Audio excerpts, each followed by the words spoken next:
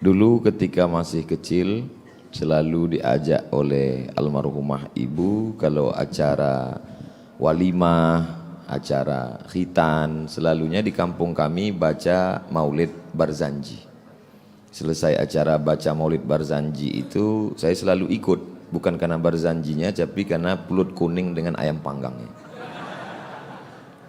Disitulah saya lihat bagaimana ulama dimuliakan. Ada ulama karismatik di kampung kami namanya Syekh Muhammad Ali. Syekh Muhammad Ali ini murid langsung dari Sayyid Alawi. Makanya ketika Sayyid Muhammad datang ke Medan, Sumatera Utara, beliau temui murid-muridnya itu, salah satunya adalah Syekh Muhammad Ali. Jadi begitu, itulah kesan pertama saya melihat ulama. Sorbannya, kemudian saya didekatkan dengan mereka, fotonya dicetak, disimpan, itu menjadi sumber inspirasi bagi saya. Saya selalu ingin seperti mereka. Makanya diam-diam saya ambil sorban, saya pasang, saya lihat di kaca. Walaupun sampai sekarang enggak pede juga. Tapi saya selalu dalam hati ingin seperti mereka. Makanya ketika saya sampai kelas 3 Madrasah Sanawiyah SMP, habis sholat subuh saya temui Imam Masjid Raya Medan Sumatera Utara, namanya Syekh Jalaluddin Abdul Muttalib. Assalamualaikum Syekh. Waalaikumsalam. Saya mau sekolah ke Makkah Syekh. Lama dia lihat saya. Sekarang baru saya tahu jawabannya. Karena kalau anak kelas 3 SMP datang mau ke Makkah itu pasti ini anak waras apa? Habis sholat subuh saya datang ke rumahnya di Simpang Limun Medan. Saya mau ke Makkah. Dia tanya, kamu kelas berapa sekarang? Baru tamat sanawiyah di Al-Jamiatul Wasliyah. Nanti setelah taman aliyah datang ke sini. Jadi dari dulu saya selalu ingin seperti mereka, ingin menuntut ilmu di mana mereka menuntut ilmu. Selalu terobsesi. Dan itu adalah dari pendidikan keluarga. Saya masih ingat dulu ketika dipesankan oleh orang tua, ada laki-laki namanya Syarif, kalau perempuan namanya Syarifah. Nanti kalau kau ketemu dengan mereka, jangan jalan di belakang mereka, jangan jalan di depan mereka. Kalau jalan di belakang mereka, jangan tatap mereka lama-lama, itu kurang adab, kau tundukkan pandanganmu. Nanti kalau kau jalan depan mereka, punggungmu berbisul. Bagi saya itu nasihat yang biasa, tapi sekarang saya pahami itu. Allah temukan saya dengan Syarif. Allah temukan saya dengan Syarifah. Saya biarkan bagaimana cara Allah, skenario Allah mempertemukan saya dengan ulama-ulama besar itu. Tiba-tiba kontrak dengan TV nasional yang sudah dijanjikan 3 hari di Jakarta batal. Lalu kemudian saya cari hotel tempat Habib Umar bin Hafiz menginap, Hotel Crown 3 tahun yang lalu. Saya nginap di situ. Niat saya cuma mau ngelihat beliau sholat subuh dari jauh. Maka begitu saya tahu tempat ruang sholat subuh Convention Hall Hotel Crown, saya pun di belakang. Kemudian tak lama setelah itu ada yang mengajak saya ke depan, persis di belakang Habib Umar. Setelah selesai pas sarapan datang panitia, Ustadz Somad, nanti yang menterjemah adalah Habib Jindan, dan Ustadz Somad yang akan menjadi pembawa acara.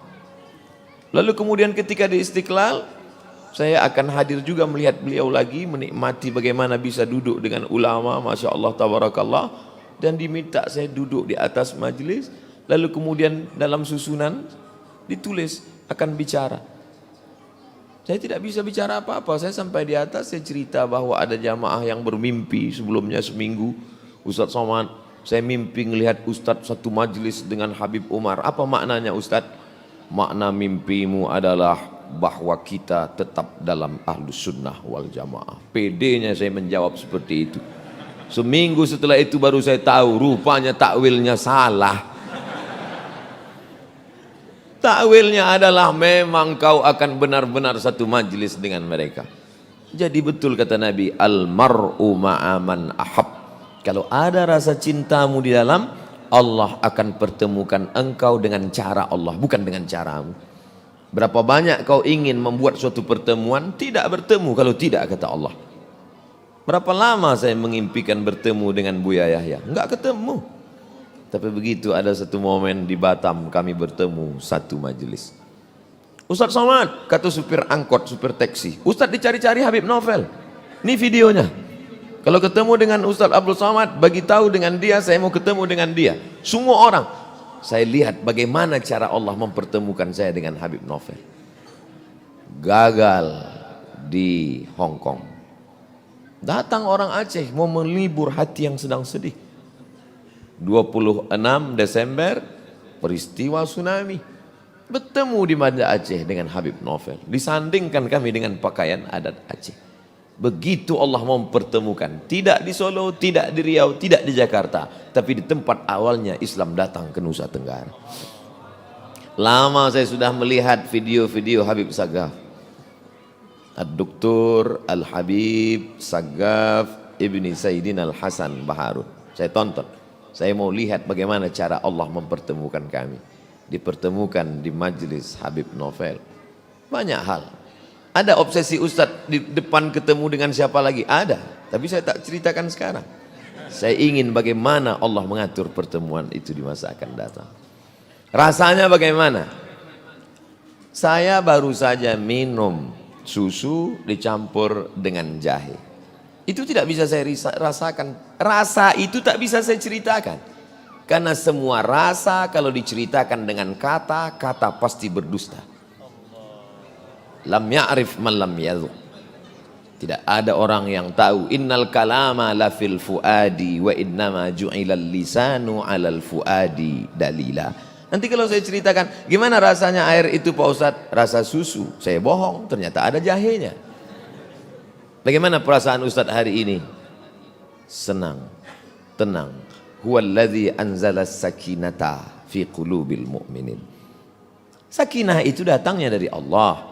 Tempat dia berada dalam hati. Tapi bagaimana cara Allah menemukannya, menurunkannya ke dalam hati? Ada yang mengatakan dengan banyak bersolawat. Betul, dengan banyak bersolawat kita merasakan ketenangan.